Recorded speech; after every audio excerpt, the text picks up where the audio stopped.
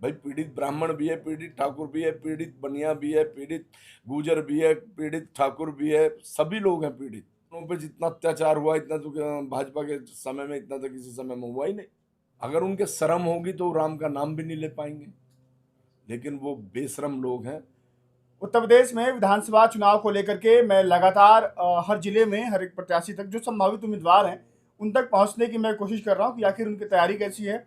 आने, आने वाले 2027 चुनाव को लेकर के वो लोग कैसी तैयारी कर रहे हैं।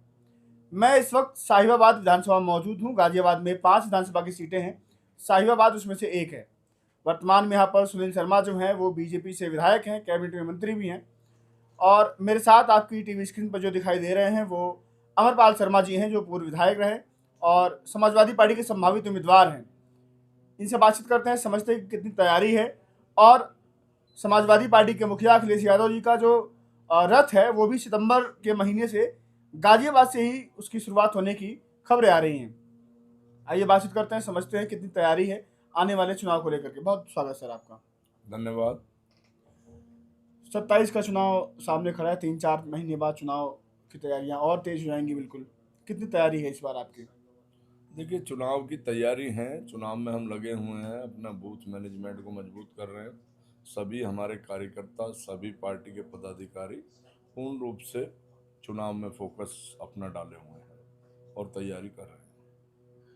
कौन कौन से मुद्दे हैं, क्योंकि आपके सामने जो उम्मीदवार हैं भाजपा की तरफ से, अगर कहें अगर टिकट उनका नहीं करता है तो सुनील शर्मा कैबिनेट में मंत्री हैं, उनके सामने आप अपनी चुनौती को कैसे देखते हैं?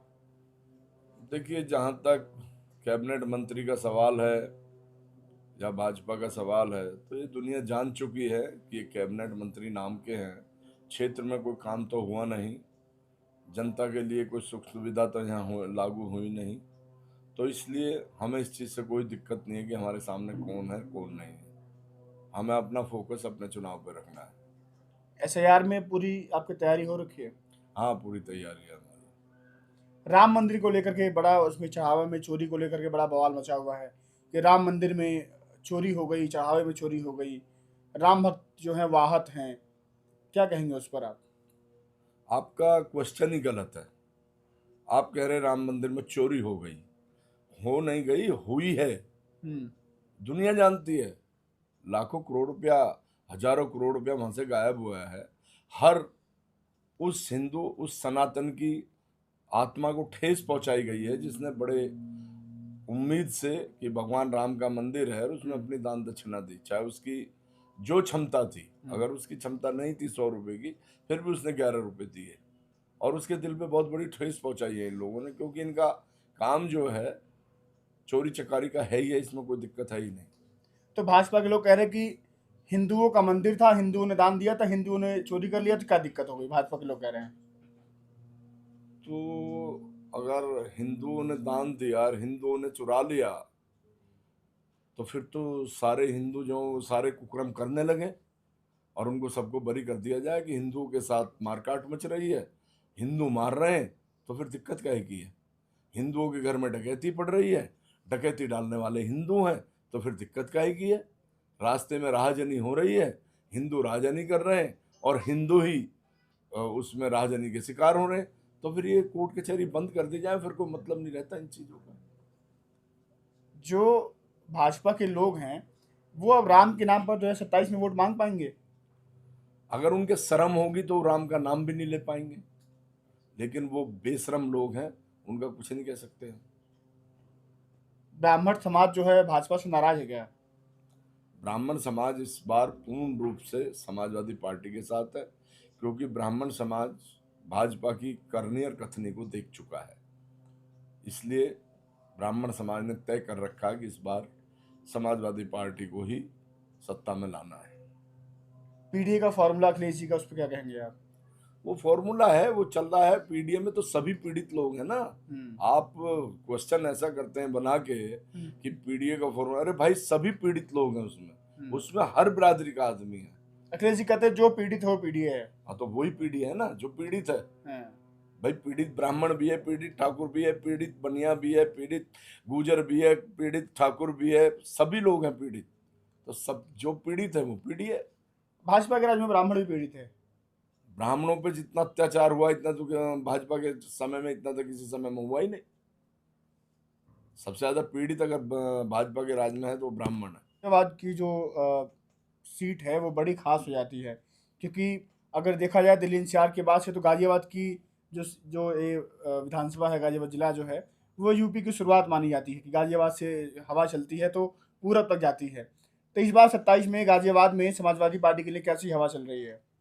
मैंने आपसे कहा कि इस बार समाजवादी पार्टी इतनी सीट लेके आएगी कि आप सोच नहीं सकेंगे। और चारों तरफ लोग जान चुके हैं, इनके झूठ फ्रेम में आने वाले नहीं हैं। उनको विकास चाहिए, उनको सम्मान चाहिए, और विकास सिर्फ समाजवादी पार्टी कर सकती है। और गाजियाबाद में जितना विकास समाजवादी पार्टी ने किया आज तक किसी ने किया नहीं है, ये प्रमाणित है। चाहे वो एलिवेटेड रोड हो, चाहे हिंडन पे 2-2 पुल हो, चाहे स्टेडियम हो, चाहे जो भी विकास के कार्य हों। तो ये जनता विकास चाहती है। अब राम मंदिर और मस्जिद इसमें उलझना नहीं चाहती है। योगी जी का दौरा लगातार होता रहता है नोएडा, गाजियाबाद, बड़ा फोकस रहते हैं यहाँ पे। मुख्यमंत्री हैं, कहीं भी जा सकते हैं, उन्हें कौन रोक सकता है? कौन रोक सकता है? अभी जेएनजी ने प्रोटेस्ट किया जंतर मंतर पर, बड़ा आंदोलन हुआ। बच्चों ने जिस सरकार में राजनाथ सिंह कहते थे कि हमारे पास इस्तीफा नहीं होता है, सरकार में इस्तीफा भी हो रहा है। तो लगता है जो नई पीढ़ी है वो अब सवाल पूछना सीख गई है। देखिए, कब तक चुप बैठेगा इंसान? कब तक? एक समय सीमा होती है। जैन जी के ऊपर जो बीत रही है, जिस तरीके से उन पर अत्याचार हो रहा है, तो उसको भी अपनी आवाज़ उठाने का अधिकार है। और जैन जी अपनी आवाज़ उठा रही है। उसकी समझ में आ गई है कि हम मंदिर, मस्जिद और हिंदू मुस्लिम के चक्कर में नहीं पड़ेंगे, अपने कैरियर को हम देखेंगे। इसलिए जैन जी अपनी आवाज़ उठा रही है। अच्छा, साहिवाल की जनता ने आपको भी यहाँ से विधायक चुना है। अगर आप 2027 में साहिवाल के विधायक बनते हैं तो कौन से वो काम है जो आपकी प्रायोरिटी में है कि अगर विधायक बनने के बाद ये काम जो है अभी भाजपा नहीं करवा पा रही है, नहीं हुआ है, वो मेरे प्रायोरिटी में है? देखिए, सबसे पहला संपूर्ण विकास साहिबाबाद का जो 10 साल में छूट गया है, वो हमारी प्रायोरिटी है। जो साहिबाबाद की जनता का मान सम्मान धूमिल हुआ है भाजपा के समय में, उसको वापस लाना हमारी प्रायोरिटी है। ठीक, शुक्रिया आपका। थैंक यू, धन्यवाद। तो ये मेरे साथ थे पंडित अमरपाल शर्मा जी, पूर्व विधायक रहे हैं और समाजवादी पार्टी के संभावित उम्मीदवार हैं। इनके सामने सुनील शर्मा जो है कैबिनेट मंत्री हैं, उनकी चुनौती हो सकती है। और इन्होंने साफ तौर पे कहा कि राम भक्तों की जो भावना आहत हुई है उसको लेकर के राम भक्त जो हैं वो दुखी हैं और भाजपा किस मुंह से इस बार राम के नाम पर वोट मांगने जनता के बीच जाएगी।